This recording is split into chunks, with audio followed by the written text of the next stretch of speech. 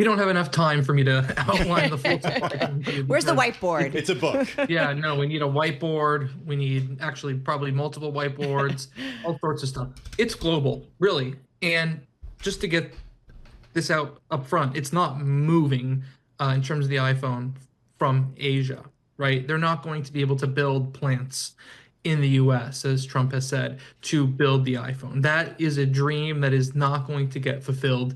People don't realize you have to go to China to see this. The facilities where Apple makes its devices, they're not just factories, they're cities unto themselves.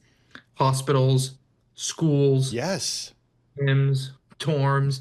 You have hundreds of thousands of people working on getting a new iPhone in every fall. It'd be like taking the city of Boston, having everyone dropping what they're doing and starting to build phones, right? It's not going to happen. The other part here, you've had some people suggest, why doesn't Apple move into automation? Why can't they spend a few $1 billion building a fully automated robotic facility somewhere in the United States, in the middle of the country where they have a lot of land for cheap, and just automate the process? Take the humans out of it. If you say humans in the United States aren't educated to build these devices, fine, just have robots do it. No, that's not going to happen either. The manufacturing lines to develop iPhones need to be retooled every year because the iPhone changes every year, right? The iPhone design hasn't changed, but that doesn't mean you don't have to retool the whole thing. New cameras, processors, manufacturing techniques, batteries, cases, colors. 1 millimeter change is a retooling, right? Wow. That's not going to happen with robotics. You can't go in and rechange the whole robotics situation every year, right? That's going to cost too much money. That's not possible. So the Apple supply chain is not shifting to the US. It is shifting, though, at least for US sales at this point, to India, where they've been rebuilding and trying to replicate the Apple manufacturing facilities there for about a decade now. You know, I was a little puzzled on Wednesday, Mark, when we saw this pause announced and Apple took part in this historic surge in US stocks. And I was curious, why is Apple participating here, given so much of its supply chain is still in China and it would be subject to the higher tariffs that we've seen since then on China, even though it, you know, the rest of the world is not subjected to those tariffs? Is it because Apple could successfully build iPhones that are headed for the US in India or another country? Well, I don't think the investors that made the initial trades to get back into Apple because the tariff pause would have been able to realize that as quickly as they did, right? So I don't think that India factor took it into account. I think what investors realize is that the reason the stock went down by so many hundreds and thousands of points when the tariffs were announced in early April was because they expected a big, splash with the Chinese tariffs. What they didn't expect was a big splash on tariffs for everywhere else also, right? And investors knew that Apple was diversifying. They don't probably know the exact details of their diversification or how they're doing it or where they're doing it, but they know they're doing stuff out of China now in Asia and in other parts of the world.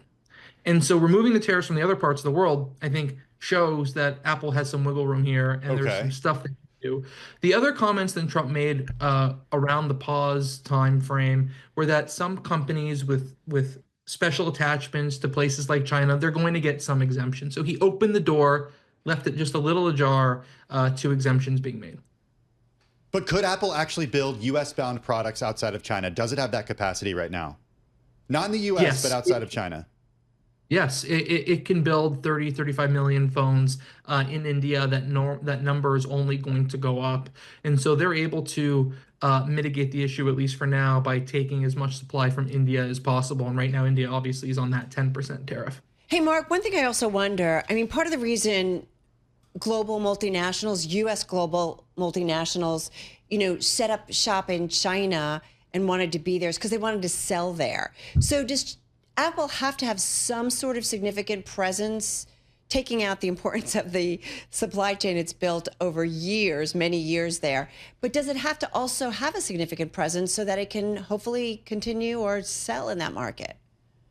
Well, I think Apple's going to continue producing products in China forever. And I think they're also going to you're producing products in China for the US. China operations are going nowhere for Apple. In fact, I think they're still only going to grow as Apple grows. The US is just one slice of the world, right? And so they're going to continue using China for everywhere else, plus some of the US.